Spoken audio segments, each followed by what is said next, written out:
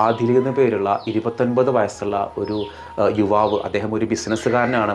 കഴിഞ്ഞ കുറച്ച് ദിവസങ്ങൾക്ക് മുമ്പാണ് ദുബായിൽ നിന്ന് ഭാര്യയുടെ പ്രസവത്തിനായിട്ട് നാട്ടിൽ വന്നത്. നാട്ടിൽ വന്നിട്ട് ദുബായിലേക്ക് തിരിച്ചു പോകാൻ വേണ്ടിയൊക്കെ റെഡി ആയതായിരുന്നു. അങ്ങനെ അദ്ദേഹം വീട്ടിൽ രാത്രി 11:45 വീട്ടിൽ വരുന്നത്. ആ വീട്ടിൽ വരുന്ന സമയത്ത് കാറ് വീടിൻ്റെ ഗേറ്റിൻ്റെ മുൻപിൽ വെച്ചിട്ട് ഓഫായപ്പോൾ മൂപ്പരൊന്ന് ഇറങ്ങി നോക്കിയെന്ന് വീണ്ടും റീസ്റ്റാർട്ട് ചെയ്ത സമയത്ത് കാറ് പൊടുന്നനെ അങ്ങോട്ട് തീപിടിച്ച് കാർ ഒരു അഗ്നിഗോളമായിട്ട് മാറി. ഉടൻ തന്നെ എല്ലാവരും, ഇയാൾക്ക് പെട്ടെന്ന് ഇറങ്ങാൻ കഴിഞ്ഞില്ല. അദ്ദേഹം എങ്ങനെയൊക്കെയോ ഇറക്കി ചേളാരിലെ സ്വകാര്യ ഹോസ്പിറ്റലിൽ കൊണ്ടുപോയി. പിന്നെ അവിടുന്ന് കോഴിക്കോട് മെഡിക്കൽ കോളേജിൽ കൊണ്ടുപോയി. അവിടെ നിന്നും രക്ഷപ്പെടാൻ വേണ്ടി കോഴിക്കോടുള്ള സ്വകാര്യ ഹോസ്പിറ്റലിൽ കൊണ്ടുപോയി. പിന്നെ അദ്ദേഹത്തിൻ്റെ ബ്രദറോ ഡൽഹിയിലെ എയിംസ് ഹോസ്പിറ്റലുണ്ട്, ഇന്ത്യയിലെ നമ്പർ 1 ഹോസ്പിറ്റലാണ്, അങ്ങോട്ട് കൊണ്ടുപോയി. കഴിഞ്ഞ വ്യാഴാഴ്ചയാണ് ഈ സംഭവം നടക്കുന്നത്. ഇന്നലെ ഈ ആദിലെന്ന് പേരുള്ള ആ ചെറുപ്പക്കാരൻ വളരെ അപ്രതീക്ഷിതമായിട്ട് വീടിൻ്റെ മുൻപിൽ വെച്ച് ആ കാറ് കത്തിയതിലൂടെ അള്ളാഹുവിൻ്റെ റഹ്മത്തിലേക്ക് യാത്രയായിരിക്കാൻ.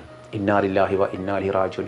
അള്ളാഹു ആ യുവാവിന് മഗ്ഫിറത്ത് കൊടുക്കട്ടെ, മർഹമത്ത് കൊടുക്കട്ടെ, ഖബറിടം അള്ളാഹു സന്തോഷത്തിലാക്കട്ടെ. ഞാൻ ഒരു റോട്ടിൽ വാഹനാപകടത്തിലല്ല, അവനവൻ്റെ വീടിൻ്റെ മുമ്പിൽ നിന്ന് വളരെ സുരക്ഷിതമായിട്ടിരിക്കുന്നൊരു സാഹചര്യത്തിൽ പോലും മരണം കടന്നു വരുന്നൊരു റബ്ബിൻ്റെ ഒരു രീതിയുണ്ടല്ലോ.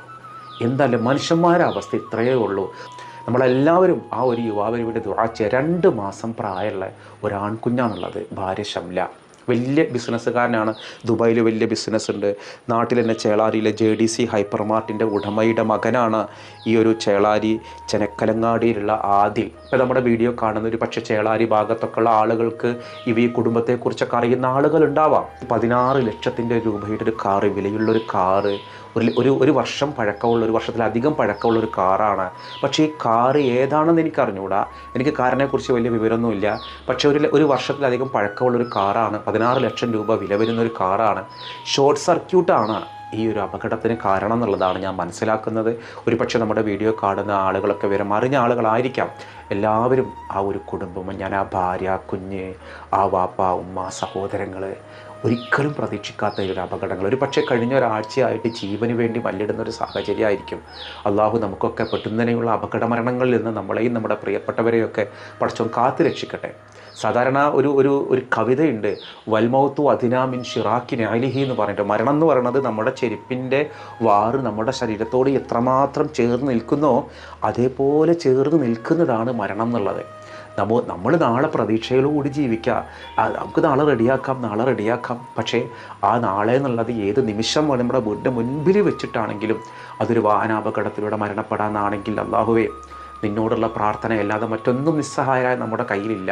എപ്പോഴും പ്രാർത്ഥിക്കുക. എവിടെ വെച്ച് എങ്ങനെ മരണപ്പെട്ടാലും അത് ഈമാനോട് കൂടിയുള്ള മരണമാവുക.